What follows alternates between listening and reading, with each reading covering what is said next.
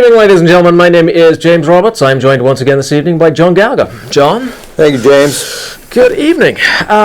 Welcome to the March 5th edition of Effective, Efficient, Affordable, and above all, accountable to you. This is the show that is going to remind you what Selectman Renzullo and Mayor Welcome really think of you, the public, and that's actually not all that flattering. Before we get there, the main topic of this evening's show will be what's really been going on with water and sewer these last several days and how that is going to play into the budget. Before we delve into that little story, I just want to spend 2 minutes talking about last night's Board of Selectmen meeting. Two main topics that came out of that. The first was that Selectman Renzullo announced somewhat out of the blue that public comment, the public and the public's comment in particular, are a waste of time. His words, a waste of time. He went on to describe what a tragedy it was that he has wasted so many hours over his career as a selectman having to listen to the public and the public's comments. Now, remember, ladies and gentlemen, this is a man who has run for state office twice. A man who's run for state office twice, has been a selectman for, 6 years, who doesn't believe that he should have to listen to the public. Now, not wishing to be outdone, Marianne, welcome. Mayor, welcome. Reminded us that there is nothing in the statute, there is nothing in the charter, there is nothing in the Tooth Fairy rulebook that says there even has to be a public comment. Marianne Welcome asked for a consensus of the board to eliminate or curtail public comment. This is a clear progression in Marianne Welcome's thought. This time last year she was saying out-of-town voters shouldn't be allowed to vote.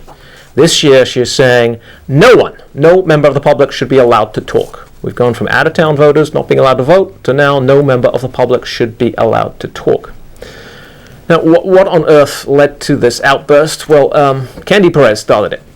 Selectman Perez, I don't believe that she meant to be taken literally when she compared the public to skunks. I don't believe that she meant it literally that we should take the public out and hunt them like skunks and varmint, and that we should accord their views no more interest than we view the views of skunks. But it was undoubtedly an unfortunate choice of words, and we swiftly learnt, at least from Marianne Welcome and from Mike Renzullo, that in their estimation, the comparison of public and public comment to skunks was an insult to skunks. And this is unfortunate, ladies and gentlemen. Now, I believe that what Candy Perez was actually trying to say was that it is frustrating and tragic that in the course of a Board of Selectmen's meeting we should accord an hour or so to public comment and sort of 10 minutes to the substantive issues that we face. And indeed, given how dramatic and pressing our issues are, it is indeed extraordinary that the Board of Selectmen should accomplish the dealing with all of those issues in just 10 minutes. But I think it's time that we turn Candy's statement on its head. We should not be complaining that the public talk for an hour. We should be complaining that the selectmen supposedly deal with all of the pressing issues that they face in a mere 10 minutes. Candy told us, in no uncertain terms, that 1,100 homes, 1,100 homeowners, 20% of the population would face an increase in their taxes from the reval. She seemed to think this was a good answer. Now, let's put this in perspective. This is after you've lost value in your house, your property taxes are going to go up. Right. The other people lost tremendous value in their house, and their taxes are not going to go up as much. Right. She was not at all concerned with the fact that those of you who have experienced 19% declines in your value, catastrophic declines by anyone's definition, will pay the same in taxes. We'll pay the same. I mean, that is only here in Connecticut. And only if you've gone down some 25% will you have any decrease. And will you get a 25% decrease in your taxes? No. You'll get a 3 or 4% decrease in your taxes. So this is good government in Candy's terms. When we're talking about who's going up and who's going down, their mentality is you get to pay the same amount of taxes even though your property went down 20%. Because the mark of good government to Candy Perez is an ability to raise taxes each and every year. That's what makes it good government. Now, in an equally cavalier fashion, the Board of Selectmen as a whole dealt with the issue of the water and sewer rates. They okayed the notion that sewer rates are going up some 35% and water rates are going up by 20%. For what? For nothing. Let me just interject something here. The discussion last night was there's nothing in the charter that states that you have to have public comment. There is. Section 309, meetings, B, regular meetings. Regular meetings shall be held twice in each month on dates to be fixed by ordinance, at which meeting any elector, property owner, or resident of said town may appear and be heard as to any business of said town. So you have a legal right to appear before the Board of Selectmen twice a month and give them your opinion whether they want it or not. And if they try to take that away from you, they won't be there very long. Right, the skunks are going to rebel. Because, the skunks are fed up with being told that good news, 20% of you are going to get a reval tax increase simply because the value of your house went down. And the skunks are tired of being told good news. All of you who live downtown, all of you who operate businesses, all of you who are in the business parks are going to get monstrous water and sewer rate increases. Not to pay for capital. The Board of Selectmen last night axed all of Water and Sewer's capital plans. They said no capital ever. Can't do it, can't afford it, not going to do it. Because we have to raise rates by 20 and 30% so that we can jack the budget. I mean, this is amazing. And all of this was accomplished in 10 minutes.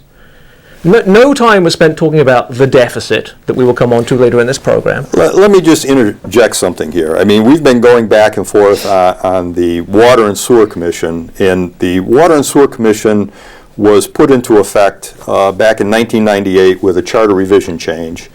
And it says the Winsted Water Division shall be under the care and management of the Water and Sewer Commission. Okay, when you go and look under appointments for the Board of Selectmen, who appoints the Water and Sewer Commission?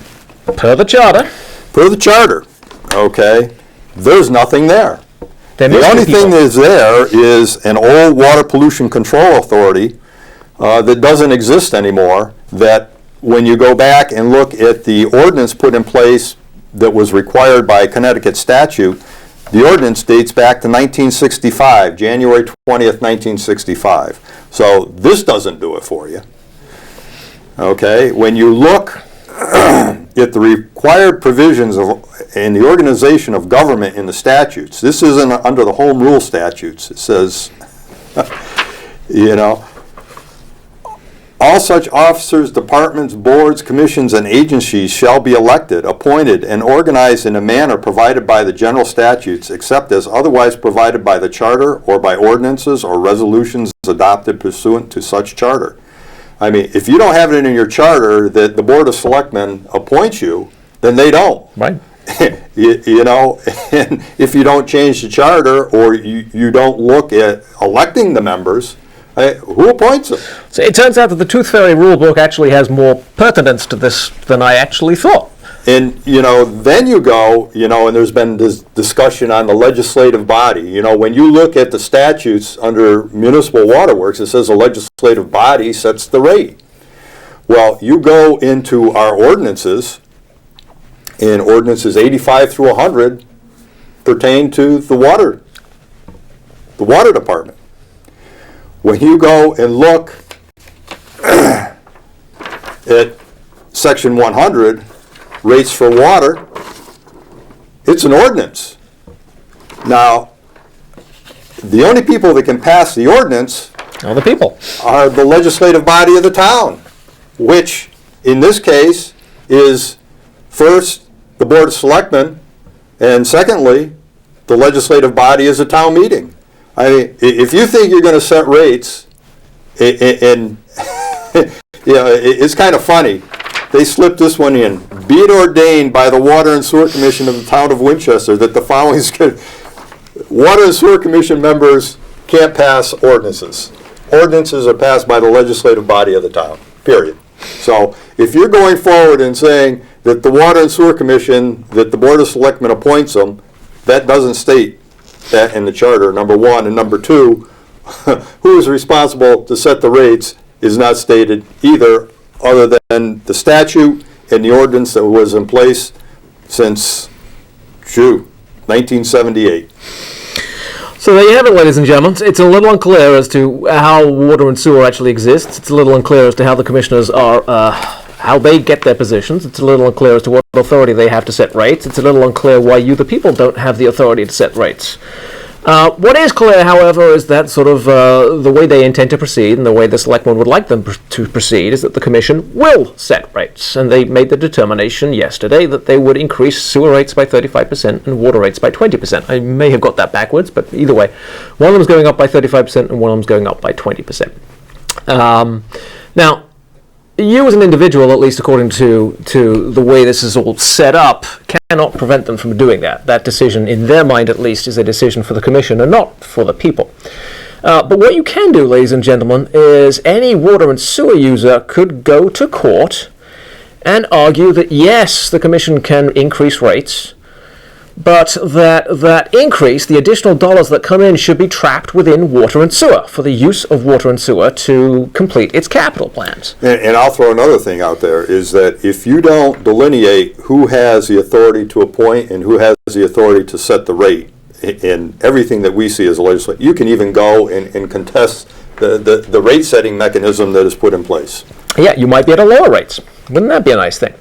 But the other thing you could do as an individual water and sewer user would be to say, okay, not only am I going to trap this increase in water and sewer, because I want to make sure that the water and sewer business is well maintained and taken care of, but I would like to get my hands back on the $16 million that water and sewer has passed to the town in the last 10 years to pay for town debt service. That's right, water and sewer has spent $16 million paying principal and interest on town bonds. So an individual water and sewer customer could say, I can't stop you from raising rates, although maybe you can. Maybe you can. But even if you can't, I can force you to trap the increased revenues derived from that increase in rates within water and sewer, to use it for water and sewer purposes. And I can demand that you, water and sewer, get back from the town the full $16 million that somehow the town has managed to loot out of water and sewer's coffers over the years to pay the town's debt service, the town's coupons and principal on the town's bonds. And those are general obligation bonds. It's food for thought, ladies and gentlemen. Food for thought. But anyway, where we stand right now is the water and sewer rates are indeed going up. They're going up a lot. The question is, how does this really impact the whole budget process? And let me just interject this here. You saw all of 10 minutes last night with the Board of Selectmen dictating to, I guess, the Water and Sewer Commission of what was going to happen. There are so few users on the system. There's only 2,300 people on the system. And the last time that, and the rate being proposed is a rate based on gallons, or we call it cubic feet of water. There's 7.48 gallons in 1 cubic foot of water, and they do it by 100 cubic feet. And they set the rate, right now it's $2.47, I believe, per 100 cubic feet. And they're looking at changing the rate on the amount that you use. So if you use less, you're going to get maybe the same revenue, maybe a little bit more, maybe less. But what happened last time when we went in 1998 with a big increase is you went from using 1.2 million gallons of water a day down to, now we're down to about 850,000 gallons of water a day. And when you look at what you're doing to what you're trying to do downtown, is you're going to hit every restaurant and anybody that serves coffee, anybody that washes a dish very, very hard. Mm-hmm. And you're going to wipe all those people right out. Coupled with the tax increases that you're going to see, and all those places have personal property that are going to see tremendous increases. You're looking at a going out of business strategy and less users. So it would behoove us to look right now at selling the assets. You don't have the ability to really pick up any more users within the town of Winchester, number one, and number two, you're going to force it into bankruptcy one way or another.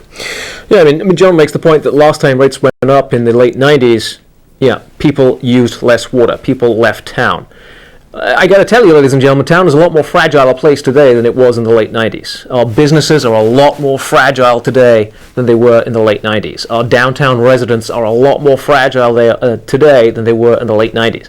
We have already seen businesses leaving. We have already seen residents fleeing their homes, turning the keys into their banks and their mortgages.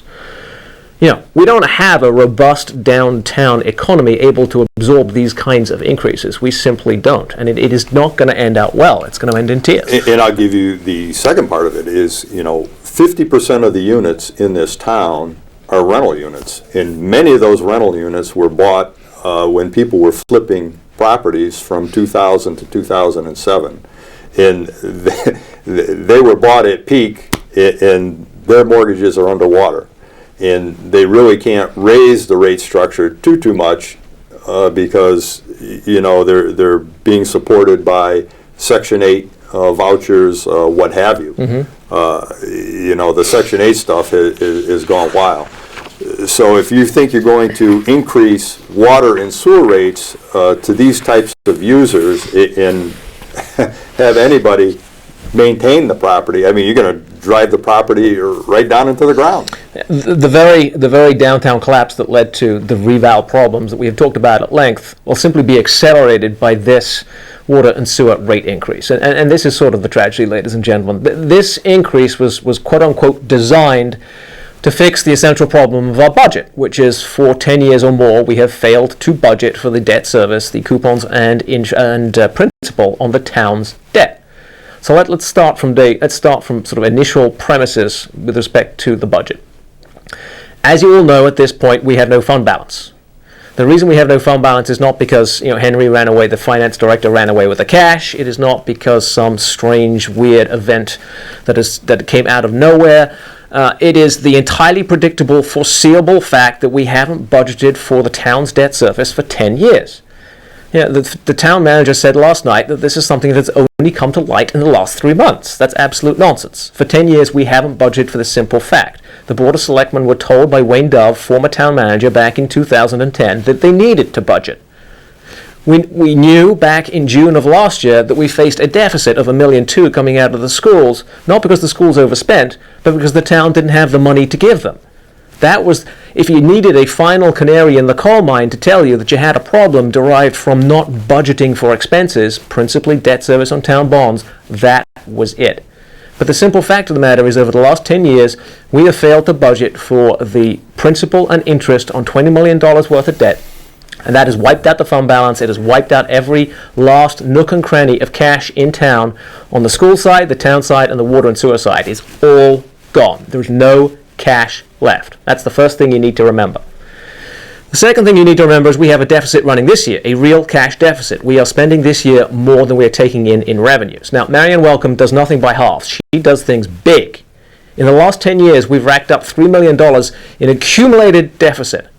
In the last 10 months, Marianne has racked up another $3 million in deficit. Cash deficit. In 10 months. She's doubled the size of the hole. She likes to do things big, ladies and gentlemen. And where did this deficit come from? Well, $1.2 million was the roll of the schools. Spending. We didn't have enough money to give to the schools last year. The schools didn't overspend. We simply didn't provide them with the cash that we promised to give them. And that was rolled into this year. $1 million of it, or $1.5 million, $1.25 million, the numbers keep changing, is the failure to budget revenues correctly. And $500,000 of it is the debt service on the quote-unquote water and sewer bonds that were never budgeted by anyone. Bonds of the town. That's where you get to a $3 million deficit. Now, because we don't have a fund balance, usually if a town has a deficit, they say, let's take it out of the fund balance. Or they say, let's go borrow it. We don't have a fund balance to take it out of. We can't borrow a dime because we have no fund balance and no financials, and we have a police investigation, and we have everything else. So there's only one last place you can get the money from, ladies and gentlemen, and that's from next year's taxes. And if you're going to take the money from next year's taxes, you've got to budget for it in next year's budget. So what's next year's budget going to look like? You're already at 30.25 mils, supposedly, on an equalized grand list basis. But we know that the old budget didn't produce the revenue that we expected the Right. old budget to produce. Right. So let us assume that the new budget is going to look very much like the current projection of revenues for this year. Not the inflated revenues that we all voted on, but the actual revenues that we are bringing in. That's $29.7 million plus or minus. So the first use of money is this $3 million deficit. We've already spent the $3 million, ladies and gentlemen. It's not an accounting number. It is not a fictional number. We have spent. Cash spent. That's the first use of your $29.7 million of revenue. The next use, well, we have to deal with the symptom, the fund balance. We can't build a $4 million fund balance all at once, but we got to start. Got to start. You got to start with $1 million. So that's $3 million for the deficit, $1 million for the fund balance. That's $4 million. Next, the underlying cause, the debt service. Now, it's very nice that Water and Sewer has decided to jack your rates, to crucify you if you're downtown, to pay for the debt service. But that doesn't really solve the problem, ladies and The gentlemen. obligation is still an obligation of the town of Winchester. Yeah, if Water and Sewer were to go away tomorrow, or if Water and Sewer were to decide not to raise the rates, or if Water and Sewer were to decide to keep the money to actually pay for the capital improvements they have to make, the town would have to pay for the bonds. And because the town would have to pay for the bonds, the town has to budget for the bonds. That's another $750,000. $3 million for the deficit, $1 million for the fund balance, $750,000 for the bonds. You're up to $4.75 million. We started at 29.7. We just took off 4.7. That leaves us with 25 to run the town and to run the schools. Now you can do the math as well as I can, ladies and gentlemen. We voted on a budget 3 months ago, 4 months ago, that gave us $29 to $30 million to run town and schools. We are now reaching the conclusion that we have approximately $25 million to run town and schools. If we limit the increases in taxes to the already dramatic and overwhelming increases in water and sewer rates, and to that 20% increase that 20% of families will face from the reval. It's not clear that even those increases will be satisfactory to the taxpayers, No. but if we assume that they were, that still only gives us $25 million to run town and schools. Now, And remember, just let me interrupt Go one ahead, last go thing. ahead. Remember, the schools expect to get at least 20 of that 25 and have asked for 21.5 of that 25. Just bear that in mind, ladies and gentlemen. 21.5 of the 25, the schools think they got their hands on. and I'm just going to interject here, is that if you don't start looking at consolidation of the financial systems, of the financial players, of putting it on a single system where you can get at your financials and have it transparent so you know what you're doing, you're wasting your money. It should be pretty clear, ladies and gentlemen, that the only way you run town and schools on $25 million, if you're used to running them with $29 or $30 million, is a dramatic restructuring of both town and schools. You That's what can't you get gotta away do. from it anymore.